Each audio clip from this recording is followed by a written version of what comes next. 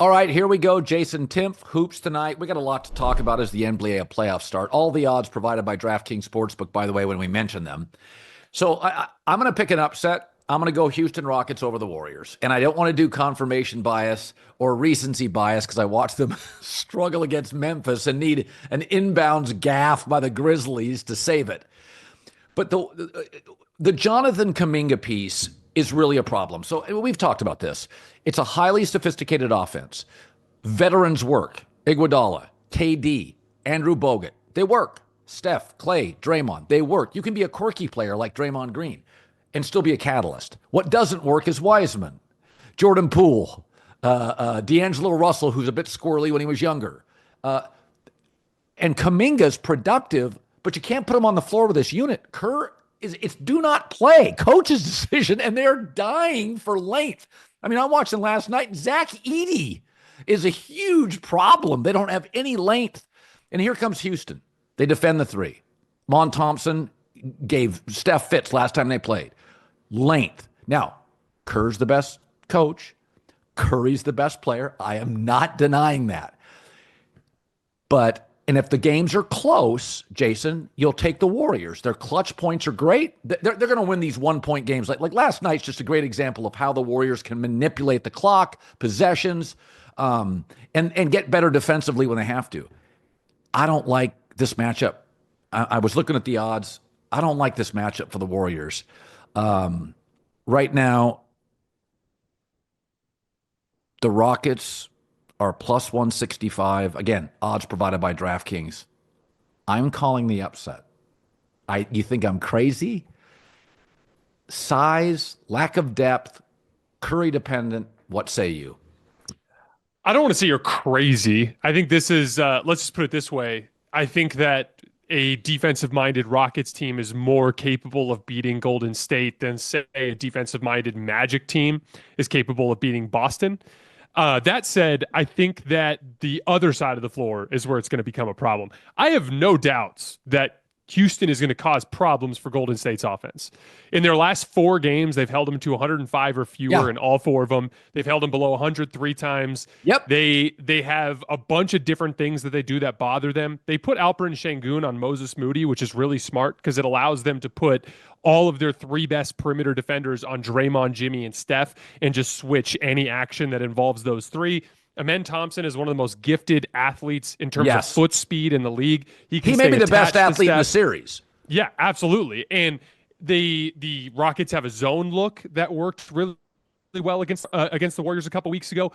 I have no doubts that the Rockets will be able to drag the Warriors offense down into the mud. Here's the problem. I think the Warriors defense is nearly as good as Houston's defense. And I think that they are more capable of doing more damage to a Şengün, Jalen Green, Fred VanVleet-led offense than the Rockets can do to the Warriors on the other end of the floor. I would not be surprised if it's a longer series. As a Lakers fan, I hope that it's very physical and that it wears them down. But I just have a really hard time believing that the Rockets are going to be able to score enough to beat the Warriors 4 times. Now, they have shot better in the second half of the season. They have. So there is. Here's the thing. Explain the Kuminga piece.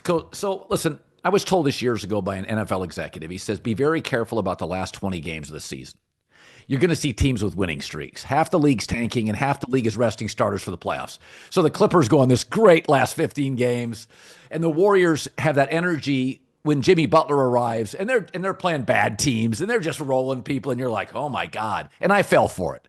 And I said, oh, wait till Kuminga comes back.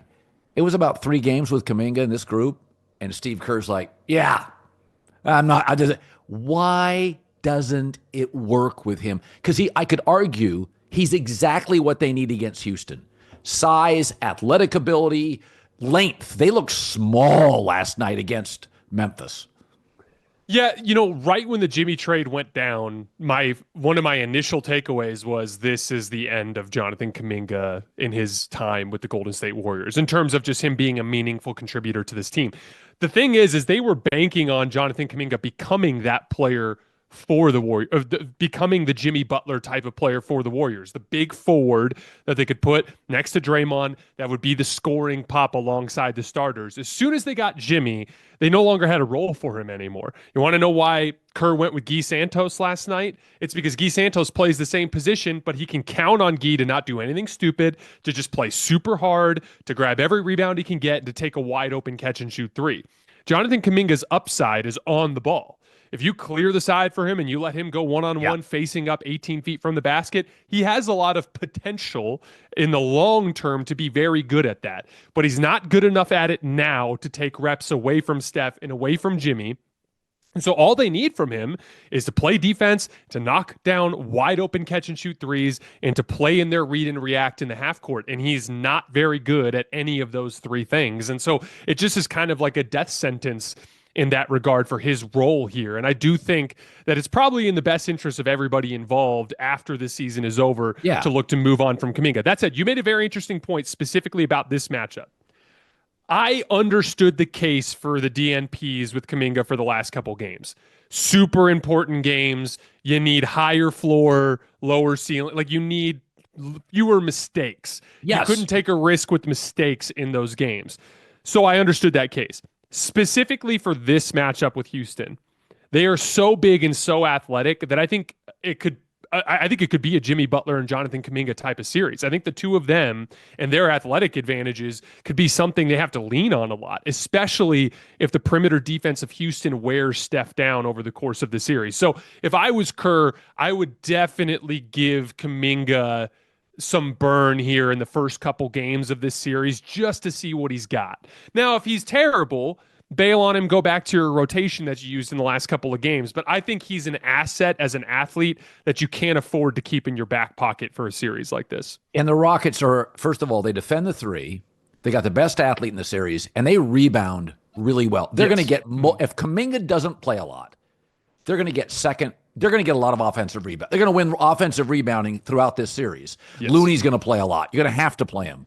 If you don't play Kuminga a lot, you're going to give up the glass. And you can win a series losing on the, in the world we play in now, Boston can lose the rebounding battle and hit 28 threes and they win the game by 15. But I'll tell you, I think Houston's really going to challenge them. And I think they're going to be low scoring. I think the one advantage that is clear cut, and you saw it last night with the Warriors, they're so good with 2:20 to play in a tie game. They just know. I mean, it's almost like, people grabbing and clutching Steph, and you have to be more careful late because they may call a foul. And they just figure out ways to get Steph really good looks. It's almost like red zone offense in the NFL where it's cluttered and jammed, and yet the good teams find open people. I mean, I watched them, and like last night, they had a great game plan, jump out to a 16-point lead, 18-point lead, 20-point lead. But in the end, you're like, they just don't have bodies. They look incredibly small. And I just think that size is going to make, I think the close games, Golden State wins, but I'm going to give Houston a couple of games where they just dominate the glass, the Warriors look tired, and they blow them out. It'll be a weird-looking series. Yeah, I said something similar in my series preview. Like, I wouldn't be surprised if there was a game either early in the series, like a game 1, or like a game 5 with the Warriors are up 3-1, where the Rockets just beat the heck out of them and win by like 25, 30 points. They get going in transition. They look super athletic. I'm with you overall with the Warriors in the sense that, like, there was this stretch post deadline where they were beating everybody. And yeah, the schedule was weak, but then they got a couple of impressive wins. You beat a decent Memphis team. You beat a Nuggets team without Jamal Murray. You beat that Lakers team. That was one of the biggest wins that they had all season. That was a big nationally televised, super important game for both teams that they won. But then after that, it's like they lose to Houston. They lose to San Antonio. They beat Portland, but then they lose to the Clippers at home in a must-win game. And then last night for stretches, they looked unimpressive as they were trailing in the fourth quarter. So I'm kind of up in the air with the Warriors in general now because it's hard to tell how good they really are when they killed everybody for like 2 months. And then for the last 2 weeks, they've looked pretty unimpressive. So I'm kind of up in the air with them. The main reason why I've been dropping them down is in terms of where I'd rank them among contenders is I don't trust their shooting. Their shooting can go ice cold around Steph Curry.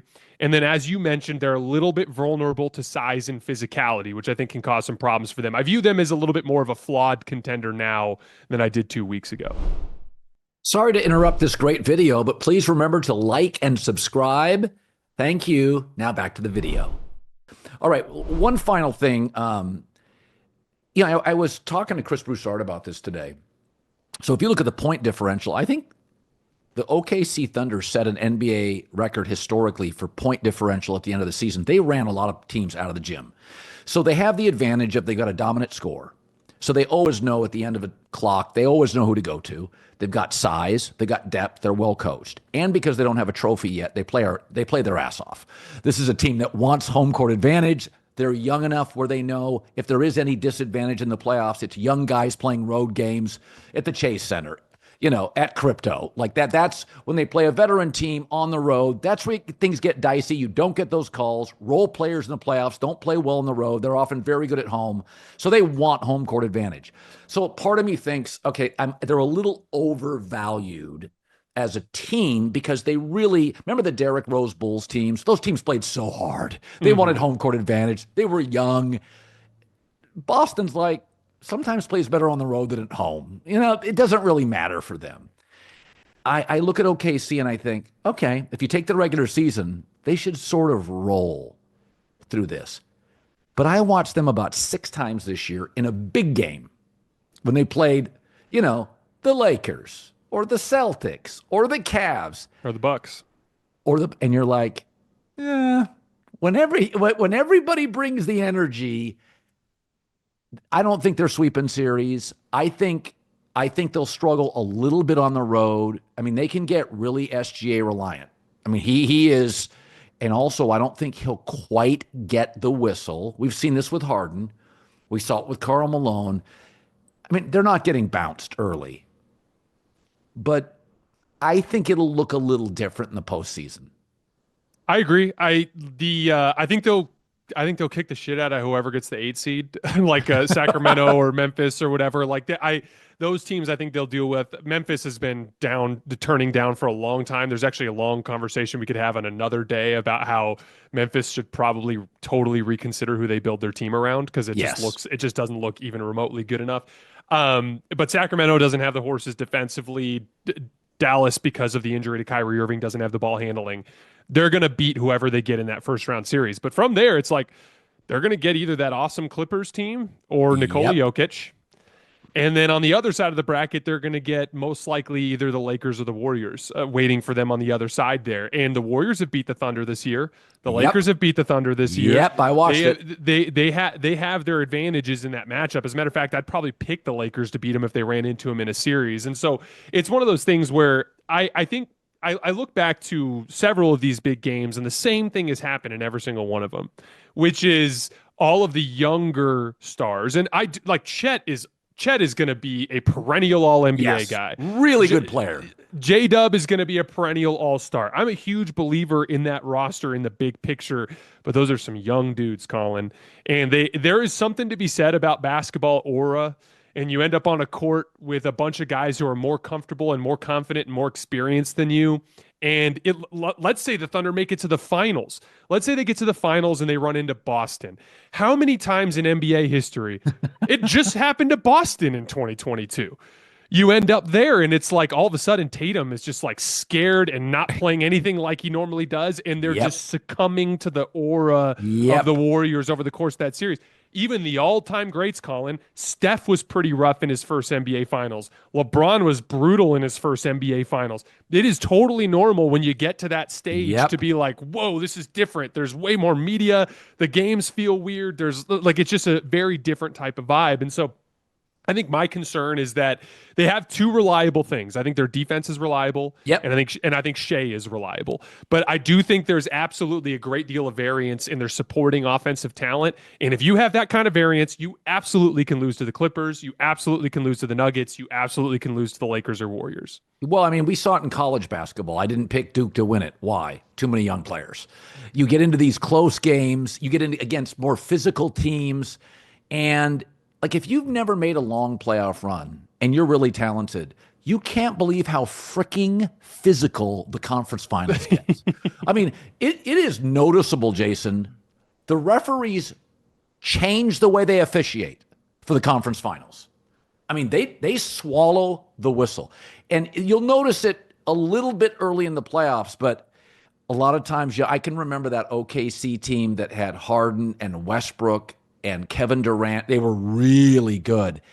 And they just didn't like they just quite didn't quite, in the regular season, they fly into town, they blitz you, you look at a little bit of film, they had too much offense. It's like, what the hell is this?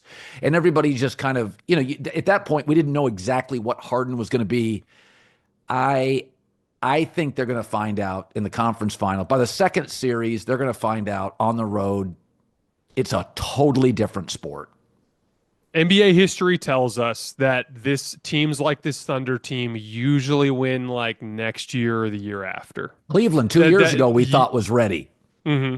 It's like it's just what usually happens is you take a couple of hard losses in late playoff rounds, and a couple of key players take those losses to heart and make important improvements in specific parts of their game, and then they end up in a series where they're like a 2 seed instead of the runaway 1 seed. And they're there and they're like, we're not losing this year. And then they rise to the occasion and they get it done. It's kind of like what happened with the Celtics.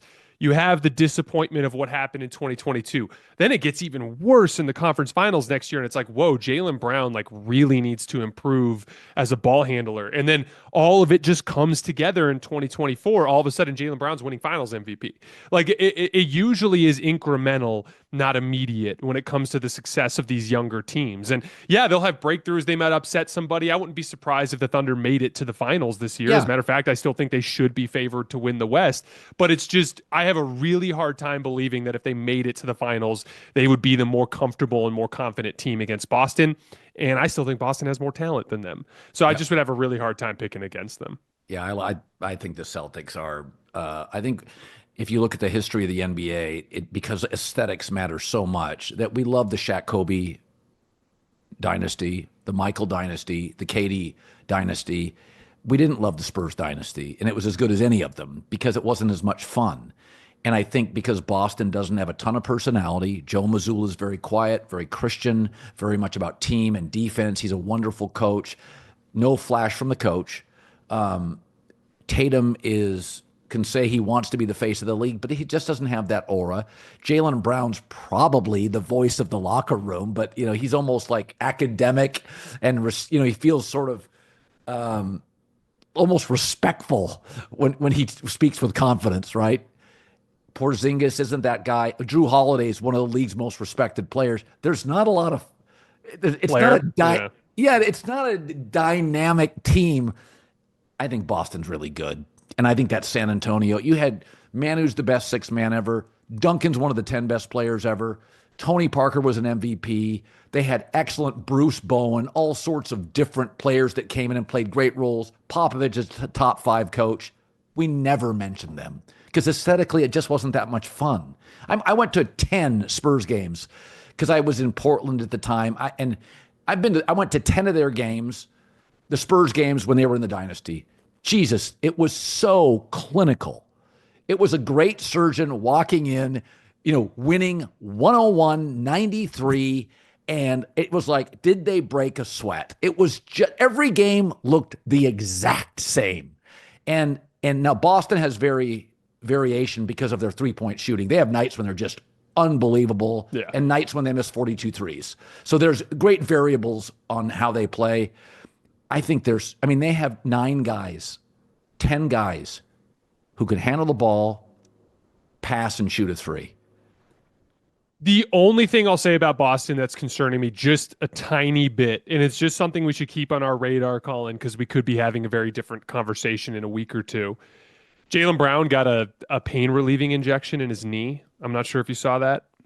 He's been dealing with knee issues throughout the year, and he got a pain-relieving injection. When? This was about a week ago. And so Jalen's knee, let's say that becomes an issue, and then like one of Horford or Porzingis goes down. that's where it could end up in a situation where you're trying to close games with a Sam Hauser on the floor, or you're trying to close games with a Peyton Pritchard on the floor, and suddenly they become a little bit easier to attack, a little bit less dynamic on offense. I'm just my ears are just a little pricked up, and I'm paying attention to their health. That is one thing to keep an eye on, just because Jalen Brown, I think if you lose one of Tatum or Brown, it just gets really hard in terms of shot creation. Because as you saw in the Mavericks series, just Jalen's apex athleticism is still an important part of the ceiling of this Celtics team, even though he can be a frustrating player, relative to Tatum in terms of his consistency. So just something to keep an eye on there. But I do agree with you. Every time I talk through it, I just have such an easier time discussing flaws and finding flaws with other teams than I do with Boston. It's really that simple. Jason Timpf, Hoops Tonight. Good talking to you, bud. Can't wait for it. Good to see you too, man. I'll see you next time. All right.